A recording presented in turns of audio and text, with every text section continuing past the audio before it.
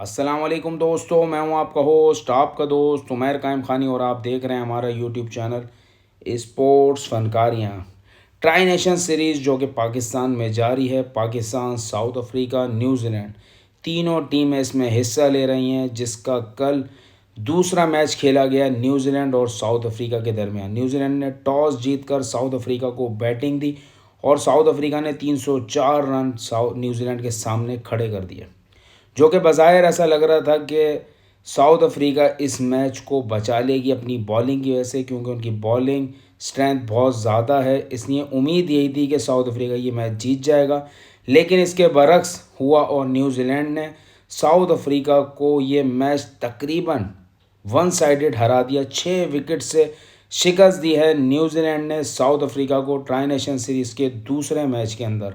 ये मैच में सबसे अहम बात जो थी वो केन विलियमसन की इंतहाई शानदार सेंचुरी थी, और सेंचुरी तो ऐसी थी कि नॉट आउट भी रहे और अपनी टीम को मैच जितवा गए। इसे कहते हैं किंग भाई, इसे कहते हैं प्लेयर, इसे कहते हैं बड़ा नाम, बड़ा खिलाड़ी और बड़ी बैटिंग करके दिखाई। चेस करने गया और टीम को मैच भी जितवाया, सेंचुरी भी बनाई और अपनी टीम को मैच जितवाकर फाइनल में ले गया है केन विलियमसन। डेविड कॉनवे ने भी 97 रन की शानदार इनिंग खेली। दोनों की शराकतदारी बहुत ही ज़बरदस्त थी। साउथ अफ्रीकन बॉलर्स बिल्कुल बेबस नज़र आए दोनों के सामने। एक वक्त ऐसा था कि लग रहा था ये दोनों मैच ख़त्म कर देंगे, लेकिन बीच में एक साथ न्यूजीलैंड की 3 विकेटें गिरी। उसके बाद थोड़ी सी मैच में जान आई, लेकिन वो भी चंद ओवर्स की जान थी। फिर उसके बाद फिर केन विलियमसन ने और फिलिप्स ने बेजान कर दिया मैच को और साउथ अफ्रीका को वन साइडेड हरा दिया। 6 विकेट से शिकस्त दी है न्यूजीलैंड ने साउथ अफ्रीका को। अब इस ट्राई नेशन सीरीज़ का तीसरा मैच जो है वो साउथ अफ्रीका वर्सेस पाकिस्तान है, जो कि नेशनल स्टेडियम कराची में खेला जा रहा है। और ये मैच जो भी जीतेगा वो फाइनल खेलेगा न्यूजीलैंड से।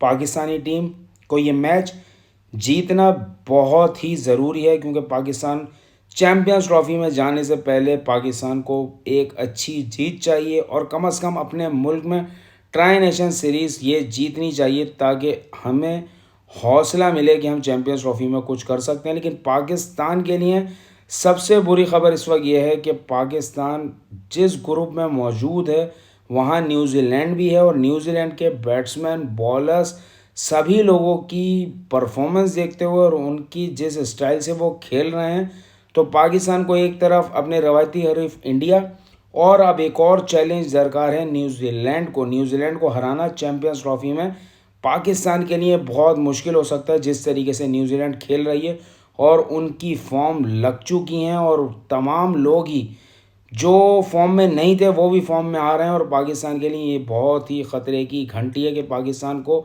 ये ग्रुप बहुत ही टफ है। जहां इंडिया और हम न्यूजीलैंड और बांग्लादेश को जहां हल्का ले रहे थे, अब न्यूजीलैंड फुल भाई आबो ताब में है, और पाकिस्तान हो या इंडिया हो, जितना सूट उनको ये पाकिस्तान की कंडीशंस कर रही हैं, तो मुझे लगता है कि न्यूजीलैंड चैम्पियंस ट्रॉफी में कोई सरप्राइज़ ना दे दे, कहीं चैम्पियंस ट्रॉफी ना जीत जाए।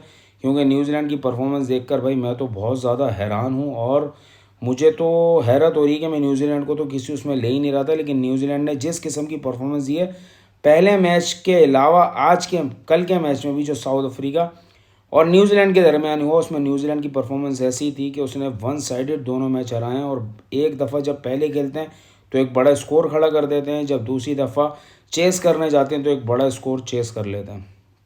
नेशनल स्टेडियम में आज के दिन एक रंगारंग तकरीब मुनक्किद हुई है, जिसका मकसद ये है कि नेशनल स्टेडियम का दोबारा से इफ्तिताह किया जा रहा है, न्यू नेशनल स्टेडियम कह के, जिसमें बड़े बड़े गुलकार और फ़नकार और हमारे खिलाड़ी भी मौजूद होंगे। जिस तरह कज़ाफ़ी स्टेडियम का इफ्तिताह हुआ था, इस तरह नेशनल स्टेडियम का एक दफ़ा पीसीबी इफ्तिताह करने जा रही है, जिसकी वजह से नेशनल स्टेडियम में एक तकरीब मुनक्किद की गई है, जो आज के दिन में पूरे कराची खुसूसन नेशनल स्टेडियम के आसपास के एरिया के ट्रैफिक को ज़रूर मुतासर करेंगे। और पाकिस्तानी अवाम खुसूसन कराची की अवाम अब एक तकरीब मुनक्किद जो हो रही है उसमें खुशियाँ मनाएंगे और भंगड़े डालेंगे, और नेशनल स्टेडियम में भी देखते हैं कि क्या क्या चेंजिंग्स की गई हैं। बज़ाहिर जब हम बाहर से गुजरते हैं तो मुझे कोई चेंजिंग नज़र आ नहीं रही होती, लेकिन वल्लाह आलम पीछे की साइड पे कोई चेंजिंग की गई हो तो आज के दिन जो अब चीज़ें नज़र आएंगी तो फिर हम आपसे डिस्कस करेंगे कल रात के प्रोग्राम में। तो फिर हमें पता चलेगा कि नेशनल स्टेडियम में किस किस्म की चेंजिंग्स की गई हैं और नेशनल स्टेडियम को अब क्या क्या अपग्रेड किया गया है, क्योंकि ये अपग्रेड नेशनल स्टेडियम के इफ्तिताह हो रहा है। तो हम भी बड़े एक्साइटेड हैं कि भाई देखते हैं नेशनल स्टेडियम अब हमारे शहर का स्टेडियम कैसा निखर कर सामने आता है। पीसीबी ने इस पर कितनी मेहनत करी है। कज़ाफ़ी स्टेडियम तो भाई नंबर लेगी और पीसीबी को इस पर हम पहले भी मुबारकबाद दे चुके हैं, उनकी मैनेजमेंट को और तमाम लोग जिन्होंने किरदार अदा किया। कज़ाफ़ी स्टेडियम में नो डाउट बहुत ही बेहतरीन काम हुआ है। दूसरी तरफ जो हमारा गुरूर, हमारा फ़ख्र और हम जिसके ऊपर सर उठाकर घूमते रहते थे और हमें बहुत ही जिस पर घुमंड भी था कि यार पूरी दुनिया का नंबर 1 बैट्समैन जो है वो बाबर आज़म है और ओडीआई रैंकिंग में काफ़ी दिनों से अपनी बादशाहत बरकरार रखे हुए बाबर आज़म का मेरे ख़्याल से ये वनडे रैंकिंग में आखिरी हफ्ता है, क्योंकि इस वेडनेसडे को जो रैंकिंग जारी होगी उसमें बाबर आज़म वनडे रैंकिंग में नंबर 1 नहीं रहेंगे। उसकी वजह ये कि रोहित शर्मा ने वहाँ सेंचुरी मार दी है और शुभमन गिल ने 60 रन बना दिए हैं और बाबर आज़म मुस्तकिल नाकाम होते हुए पहले नंबर पे अभी तो मौजूद हैं। ये लास्ट वीक है, लेकिन अगले हफ्ते शायद तीसरे नंबर पर हो जाएं या चौथे नंबर पर हो जाएं, कुछ नहीं कहा जा सकता, क्योंकि बाबर आज़म की परफॉर्मेंस अगर साउथ अफ्रीका के मैच में भी कुछ नहीं हुई। इसलिए मैं बाबर आज़म के फैंस खुसूसन में अपने आप को और तमाम पाकिस्तानियों को बोलना चाहता हूँ कि यार जितना जी भर के देखना है ना, ये आज के दिन इस वनडे रैंकिंग को देख लो बैट्समैनों की, क्योंकि फिर तो मुझे नहीं लगता ये हमें नसीब होगी या नहीं होगी। क्योंकि मुझे नहीं लगता कि पाकिस्तान का कोई बैट्समैन उसके बाद इस वनडे रैंकिंग में नंबर 1 इतनी देर तक रह सके, या देर तक क्या कभी इसको वापस भी चाहिए। क्योंकि मुझे अब मेरी भी उम्मीदें बहुत मध्यम हो गई हैं तमाम तर चीज़ें देखते हुए कि बाबर आज़म की परफॉर्मेंस अब इस किस्म की होगी कि वो इन तमाम चीज़ों को हैंडल करते हुए नंबर 1 की पोजीशन बरकरार रख सके या दोबारा नंबर 1 बन जाए। अगर बाबर आज़म साउथ अफ्रीका के मैच में नाकाम होते हैं तो मुझे नहीं लगता कि बाबर आज़म अब चैम्पियंस ट्रॉफ़ी में भी कमबैक कर पाएंगे, क्योंकि बाबर आज़म जब इस मेन मैचेस का प्रेशर नहीं ले पा रहे तो आगे चैम्पियंस ट्रॉफ़ी के मैचेस का कैसे प्रेशर लेंगे, जबकि पाकिस्तानी टीम चैम्पियंस ट्रॉफ़ी में जो सेलेक्ट की गई है वो बहुत कमज़ोर है। हमारे पास वीक टीम मौजूद है।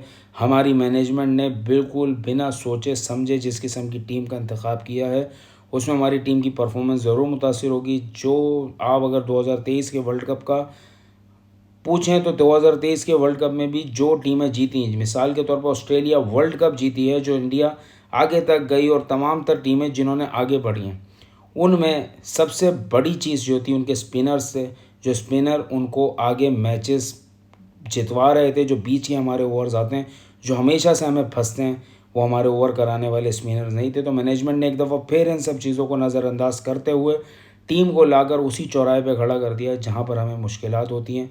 हमें फुल टॉस या पटकने वाले स्पिनर्स दे दिए जाते हैं, जबकि हमें इस बेंच के अंदर जो हमने सिलेक्शन करी उसमें सुफियान मुकीम का होना या साजिद अली का होना बहुत ज़रूरी था, क्योंकि हमें एक प्रॉपर स्पिनर चाहिए था जो हमारे बीच के ओवर्स को कम से कम निकाल सके और हमारे जो बीच में ओवर फंस रहे हैं जिनमें हम विकेट्स नहीं ले पाते या जिनमें हम स्कोर ज़्यादा दे देते हैं।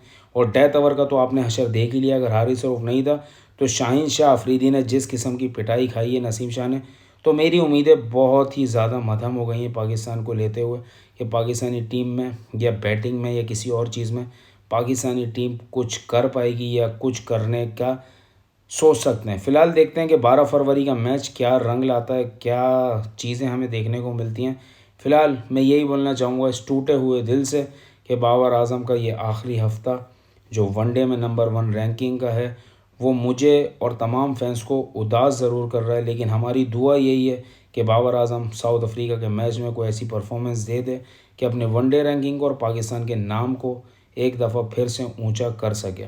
मेरी ख्वाहिशात और मेरी तवक्कुआत इस वक्त यही हैं कि ऐसा होना मुश्किल है, बल्कि बाबर आज़म को मैं कहना चाहूँगा यार मारो या मर जाओ, अभी तो फोड़ फाड़ दो और आओ और बिना किसी खौफ के और बिना किसी डर के खेलो। कोई डर नहीं होना चाहिए, आर या पार करो यार, खुल के बैटिंग करो, कोई डरने डराने की ज़रूरत नहीं है, देखा जाएगा जो होगा। फ़िलहाल के लिए इतना ही था। मेरे प्रोग्राम को लाइक करें, सब्सक्राइब करें, ज़्यादा से ज़्यादा शेयर करें, अपनी दुआओं में याद रखिए। इजाज़त दीजिएगा। अल्लाह हाफ़िज़।